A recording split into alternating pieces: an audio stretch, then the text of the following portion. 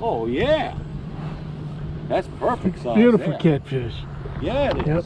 So February 3rd, Pier 90. We'll come out here catfish jugging. Throw out some catfish jugs, let them set and soak, and so while my catfish jugs noodles are soaking, I'll bass fish for a little while.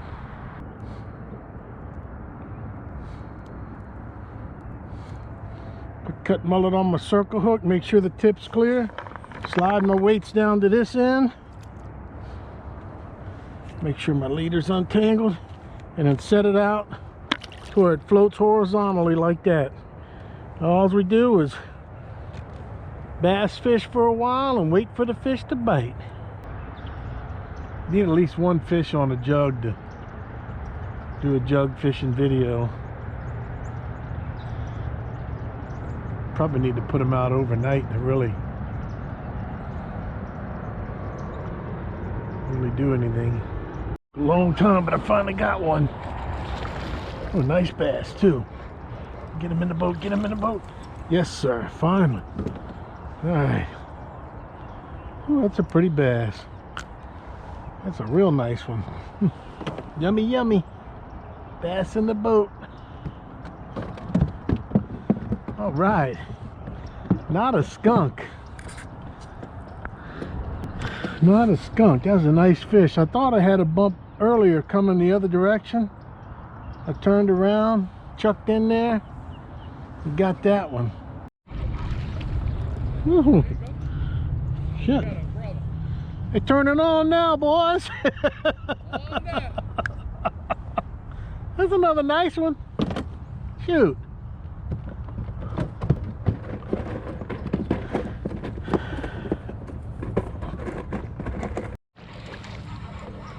Another nice one, another nice one. Ooh. Yes. Yes, yes, yes. That's a pretty fish. Oh, he's hooked good too. Man, that was a pretty one. Whew.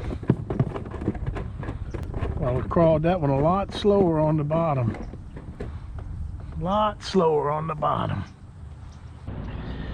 Right, this jug has been showing a little bit of movement. It might just be the wind. I don't know, there might be something trying to tip it up. Yeah, there's something on there. Oh yeah. Let's see what we get here.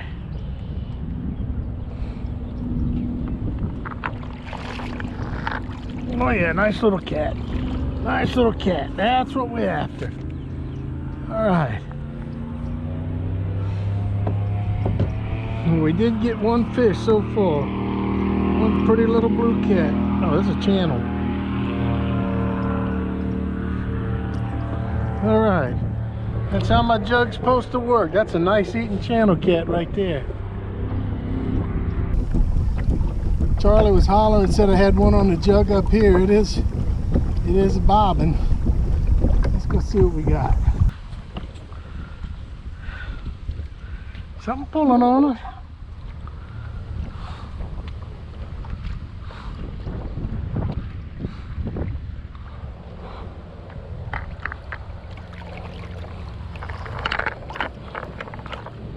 That's a nice one. Get the net. We'll just jam one. Oh yeah, that's a real nice blue. Oh yeah. All right.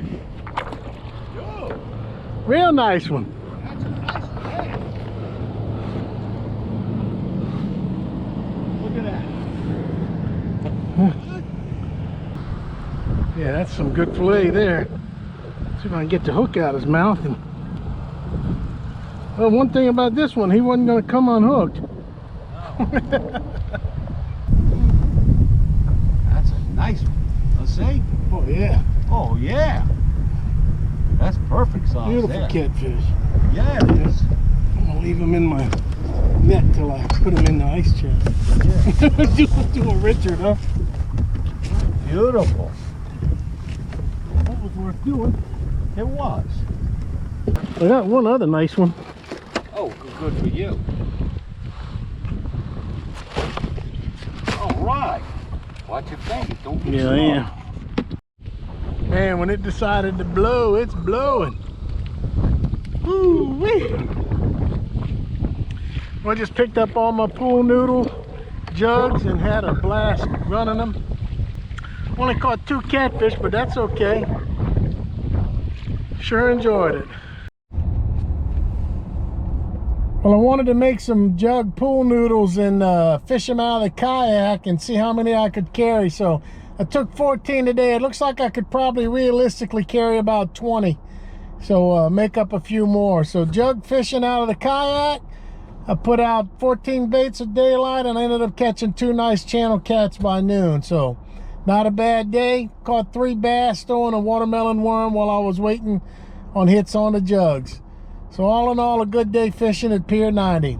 Till the next video, get out there and go fishing. All right, well today I'm going to talk about how I make pool noodle floats for jug fishing. So you can use an oil jug, a milk jug, or whatever you want. But I like to use a PVC pipe and pool noodles. So I buy these pool noodles and I'll cut them into equal lengths. And for the size I make, about 10.5 to 10 3/4 inches works perfect. And it gives me the even 5 out of each noodle. I cut an 18-inch piece of 3/4 inch PVC pipe. So here's a finished pool noodle here. I got my 18-inch piece of pipe and I use pipe cleaner and cement and I glue both caps on tight. And what I do is I take 5 lead sinkers and I drop them in the inside. And the concept is when you set the float out, you slide all of your sinkers to this end. It floats on the water horizontally. When a fish hits it, pulls it down, those sinkers drop to the bottom and then it floats vertically. They work great. It's a little heavy, heavier. An extra sinker will account for the string and the bait weight. But the idea is like this: fish hits, pulls it up, the sinkers slide, they hit the bottom, that noise startles them. They jerk even harder to set the hook, and then your pool noodle is floating vertically. So when you go fishing, you can throw a bunch out as long as they're horizontal, nothing's on them. As soon as it hits, boom, you got your catfish on the noodle. So it's as simple as just cutting your noodles, sliding your pipe in, cleaning and gluing your caps on. Figure out how much lead you need, put your weights inside.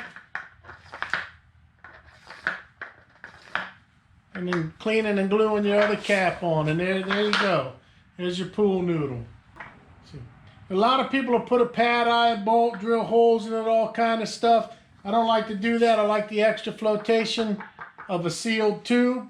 What I do is I tie my line and my leader line to here with a clove hitch real tight, and then I'll run a bead of hot glue from a hot glue gun on it to secure it to where it can't come untied.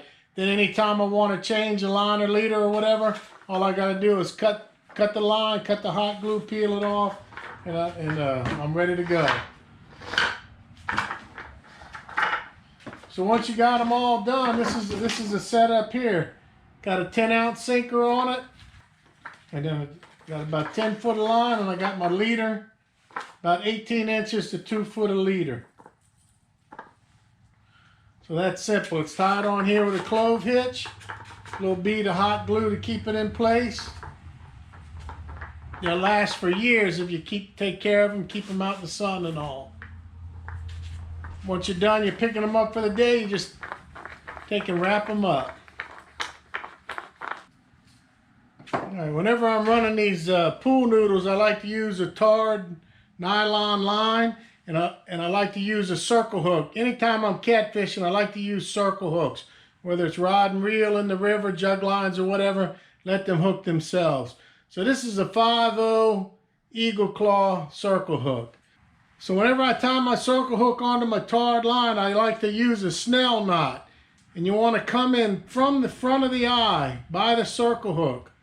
Pull you about 1 foot of slack. Take your little piece of cut off straw and hold it right along the shank of the hook. Parallel your line with it, and then make about 8 wraps going back up toward the front of the hook.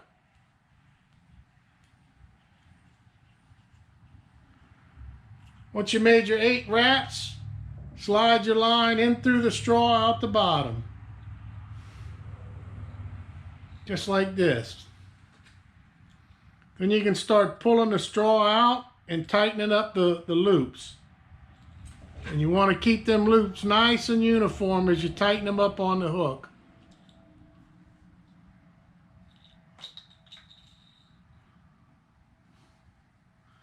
Just drop my straw, it doesn't matter.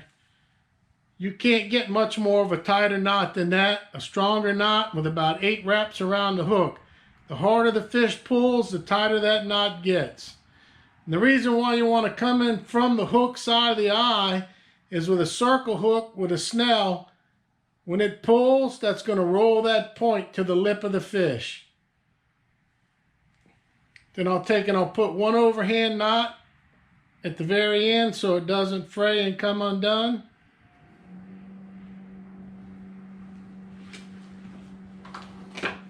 And then cut off my excess. So this is a 120-pound tarred line. You got 8 wraps around the shank of the hook and going through the eye to where it'll roll and hook the fish. And you just go along, drop them all out, slide your sinkers to this end and wait for the fish to hit. Wham, you got them. The only thing left to do after that is a big catfish fry.